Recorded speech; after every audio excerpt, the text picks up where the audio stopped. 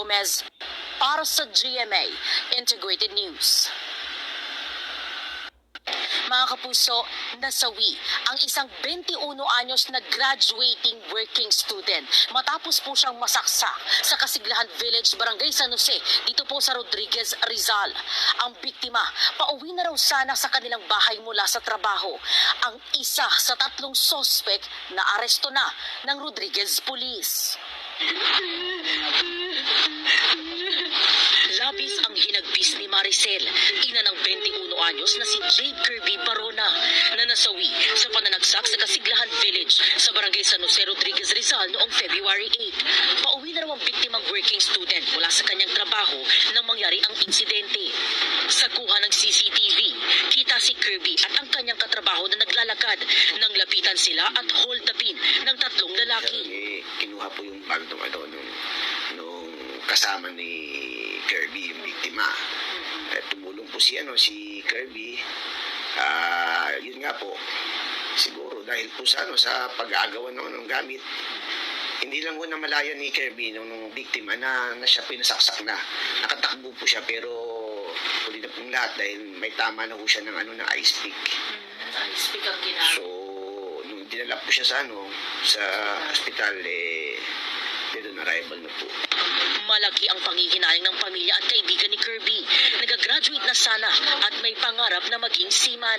Sobrang po niya, dedicated sa work, dedicated sa family, mataas po yung pangarap niya. Working student po siya. Gusto niya po makagraduate ng tapat, makagraduate ng marangal. Nakakapanghinayang po talaga. Ilang taong siyang inalagaan, kinuha lang nila ng ganun-ganun. Mabait yan, sipag, tahimik lang yan ng bata. Taong bahay lang talaga yan, school, bahay. Pag nagmamalaki ko yung pagdating sa ganyan kabaitan. Kasi katuwang ko po siya sa bahay. 5 araw matapos ang insidente, naaresto ang isa sa 3 sospek. Na-recover sa kanya ang isang 45 caliber pistol at mga bala. Nasa kustodiya na ng DSWD ang menor de edad na sospek. Patuloy ang manhunt operation sa 2 pang salarin. Matuto na kayo, magsisi na kayo. Sana sumuko na yung 2 pa.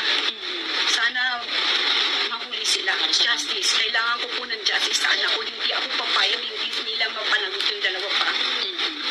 Mula po rito sa Rodriguez.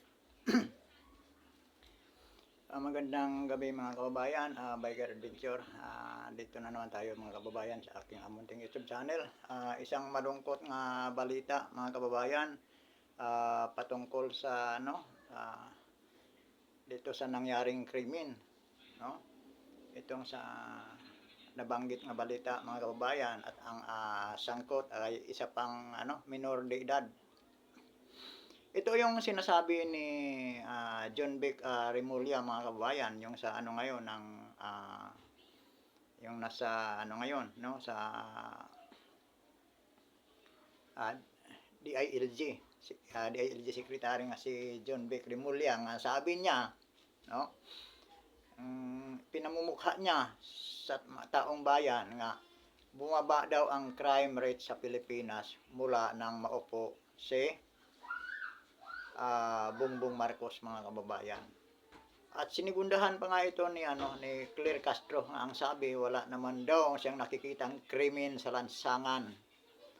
Pero patuloy mga kababayan, isa lang to sa patunay nga lumalaganap ang kriminalidad sa Pilipinas mga kababayan, no? Dahil yan sa kakulangan ng disiplina sa ngayon sa ating gobyerno. Dito papasok yung mga kababayan, hinahanap ng ating mga kababayang mga Pilipino ang serbisyo ng isang Duterte mga kababayan, no?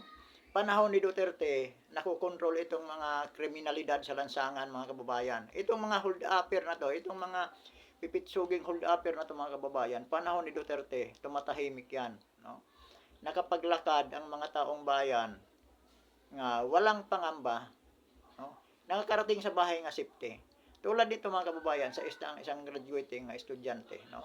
Isang working student ng may pangarap mga kababayan nga magiging seaman, pero kinitil ang kanyang pangarap sa mga masasamang loob mga kababayan, no? Dahil po ang ating mga kapulisan medyo hindi talaga sila nabigyan ng utos na mahigpit na kautusan upang mabantayan ang seguridad ng mga mamamayang Pilipino. Hindi ko naman sinasabi mga kababayan nga nagtanga-tanga ang ating mga pulis ngayon. Nagtatrabaho sila pero hindi tulad sa panahon ni Pierre RD mga kababayan nga talagang napakahigpit ang habili ni Pierre RD, no? Nga protektahan ang mga mamamayan mula sa mga kriminal mga kababayan. Kaya hindi masama nga talagang lipulin ang mga adik kasi sila talaga mga kababayan, no? Dahil sa mga adik na yan, diyan simula ang krimen sa lansangan mga kababayan. Panahon ni Pierre RD nga pinagpapatay yung mga adik, yung mga hindi sumurinder, no? Nawala yung no? Hindi man totally 100% nga wala nang nakalusot nga krimen mga kababayan, pero 80% mga kababayan ang nawala, no? Kahit uuwi ang ating mga trabahante, no? Ang ating mga workers mga kababayan galing sa kanilang trabaho, kahit umuwi ng hating gabi, ligtas ka makakarating sa kanilang tahanan, no? Hindi katulad ngayon mga kababayan, no? Na hindi safety ngayon ang mga Pilipino. Lalong-lalo na mga kababayan, ang ating mga foreigner, no? Ang ating mga turista sa ngayon, sa panahon ngayon, no? Hindi sila safety dito sa Pilipinas, no? Kasi nga tayong mga Pilipino sa sarili nating bayan, hindi tayo safety. Yun na lang ang basihan mga kababayan. Tayong mga Pilipino dito sa ating sariling bayan, hindi na tayo safety. Tulad itong nangyayari noong February 8 mga kababayan, nga isang buhay na naman ang kinitil sa mga hold-upper sa lansangan, no? Isang working student nga nagtrabaho para sa sarili upang makatapos sa kanyang pag-aaral mga kababayan at graduating na. Gaano kasakit sa pamilya ito? Diba? May mga politiko ba mga kababayan nga nagpakita, no? Nakikiramay sa biktima? Wala. Kasi ang ating gobyerno nakatutok gamit ang mga kapulisan, nakatutok sa masyado mainit nga sa politika mga kababayan, no? Ang tinatarget lang ang mga Duterte.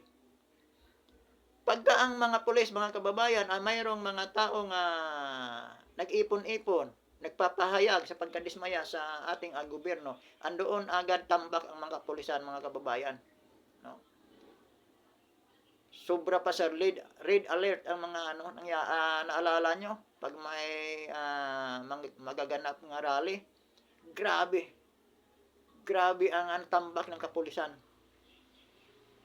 Panahon ni Duterte mga kababayan, mga kapulisan dinideploy talaga yon sa mga lugar kung saan ay posibleng magaganap ang mga krimen, no?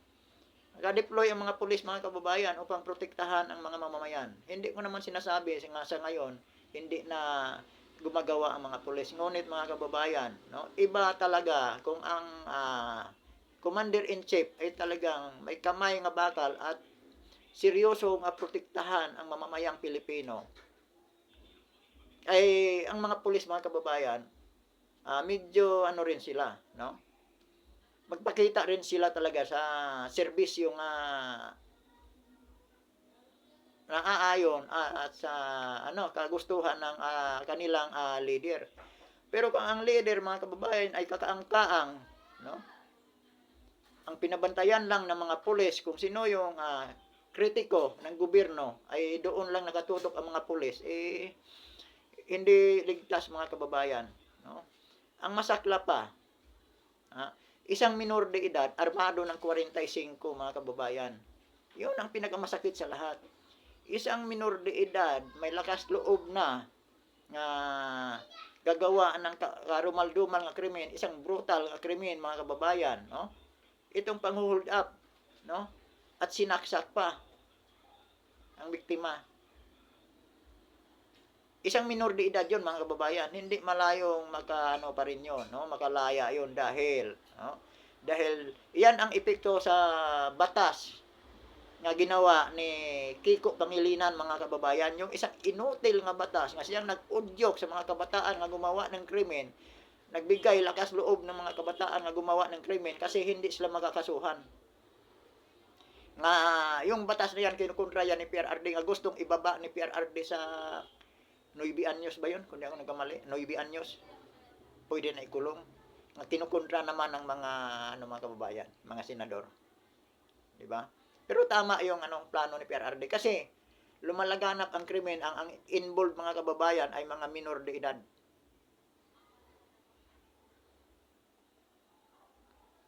Di ba? Masaklap mga kababayan. Kung ikaw ang pamilya sa namatay, ano kayang maisip mo sa batang kriminal mga kababayan? No? Mahirap mga kababayan eh. Kasi isang pangarap ay sinira lang sa isang batang kriminal. Hindi madisiplina ang mga kabataan mga kababayan dahil sa palpak nga batas nga ginawa ni Kiko Pangilinan. Ako mga kababayan, opinion ko lang ha. Hindi ako sang-ayon sa batas nga ginawa ni Kiko Pangilinan. Pero ang isang minor de edad nga inaabuso at kailangan protektahan sa batas na yon, hindi naman naprotektahan mga kababayan. Tulad yung mga bata nga pinagkikidnap. Tulad yung mga bata nga pinagre-rape mga kababayan. May nagawa ba yung batas ni Kiko Pangilinan? Pero yung isang bata nga minor de edad kung makagawa ng krimen mga kababayan, doon gagana yung batas ni Kiko Pangilinan. O di ba? Kaya hindi tama mga kababayan, no? Itong sinasabi ni John Vic Remulla nga bumaba daw ang crime rate sa Pilipinas nang maupo si Bongbong Marcos Jr. mga kababayan. Pilit niyang sinisira yung mga magandang layunin ni PRRD mga kababayan. Pilit nila kinukontra dahil wala silang nagagawa. No? Kung sino pa yung leader na may malasakit sa taong bayan, yung pumuprotekta sa sambayan ng Pilipino, ay siya pa ngayon ang sinisiraan ng todo-todo ng yung mga nakaupo ngayong inutil mga kababayan, mga inutil nga nakaupo sa gobyerno ngayon nga walang nagawa para sa mga mamamayang Pilipino. Ang kanila lang ginagawa kundi magpayaman sa pira ng taong bayan. Tama yung sinabi ni BP Sara mga kababayan, nga sa 2028 ba mayroon pa bang Pilipinas tayong ano ba yung pagkasabi niya mga kababayan? Ibig sabihin mga kababayan, no? Lugmok na ang Pilipinas pag hintayin pa ang 2028. Nga ang pagkaunawa naman ni Claire Castro mga kababayan, si Claire Castro, masyadong literal ang kanyang pang-uunawa mga kababayan, no? Ano yung sabi niya? Nga dapat daw si BP Sara magbitiw na lang sa sa pwesto. Di ba? Masyadong mga kababayan. Pero ito mga patunay lang. Ito mga kababayan itong nangyayari na to, patunay lang nga nagmukhang inutil ang ating gobyerno. Nagmukhang inutil ang ating mga kapulisan. Bakit panahon ni PRRD? Di naman ganun katalamak ang krimen mga kababayan. Yung mga hold up niyan, nawawala yan panahon ni PRRD. Yung laglag bala nga sa airport mga kababayan, tumahimik nung naupo si PRRD. Di ba? Ibig sabihin lang noon, takot sila kay PRRD. Kaya kailangan mga kababayan nga ang tatayong leader sa ating bansa ay yung talagang may kamay na bakal, yung taong hindi madidiktahan, yung taong tumatayo talaga kung ano ang nararapat, no? Sagasaan kung sinong masagasaan, banggain kung sinong dapat banggain. Yun ang ginawa ni PRRD, no? Wala siyang pakialam kahit sino ang masagasaan. Basta alam niya kung ano yung tama. Yun talaga ang kanyang pinapagawa. Tingnan mo ngayon mga kababayan, nung ginagawa ng mga guhama ng mga politiko, ng mga natatakot sa mga Duterte. Pati yung mga kaalyado ng Duterte, mga kababayan, unti-unti na nila ngayong hinahabol, ano? Unti-unti na nila ngayong talagang pinapatahimik, mga kababayan. Tinatakot ang mga Pilipino. Tingnan mo ngayon yung mga dating mga opisyal ng PNP, no? Noong inabot ng war on drugs. No?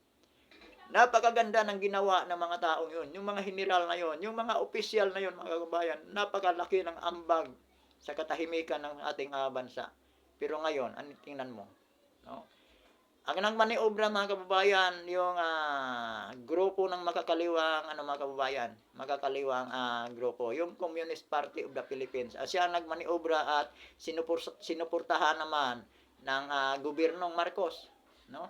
Sinuportahan naman ng DILG at saka ng Ombudsman. Tama ba 'yon, mga kababayan? Kaya sa panahon natin ngayon, mga kabayan, hindi natin talaga di na tayo magugulat kung bakit humihina ang tiwala ng international community sa ating bansa. Kung bakit humihina na ang ating turismo, mga kababayan. Kasi ulitin ko, no? Ang mga foreigner, ang mga turista, hindi sa ngayon, sa gobyernong ito, hindi ligtas dito sa Pilipinas, mga kababayan. Yun talaga ang Kaya mismo nga tayong mga Pilipino, hindi tayo ligtas sa sarili nating bayan. Paano na kaya yung mga foreigners, no? Mga visitors natin dito, mga kababayan, sa ating bansa. Hindi sila ligtas sa mga kriminal sa ngayon. At di ko na lang masyadong pabain, mga kababayan, no? Naglabas lang ako ng opinion patungkol dito sa di naman siguro ito pinakahuli, mga kababayan. Di natin alam itong mga oras na to kung may mga ibang krimen pa ang nangyayari, no? At maraming salamat na lang sa inyong panonood dito sa aking munting YouTube channel, mga kababayan. At hihingi lang sana ako ng pabor sa inyo, baka pwede, mga kababayan, kung sino man yung nakapanood dito at hindi pa nakapag-subscribe sa aking munting YouTube channel, paki-subscribe. Kung pwede lang, mga kababayan, pwede paki-subscribe dito sa aking munting YouTube channel, Biker Adventure. At maraming salamat sa inyong lahat at magandang gabi, mga kababayan.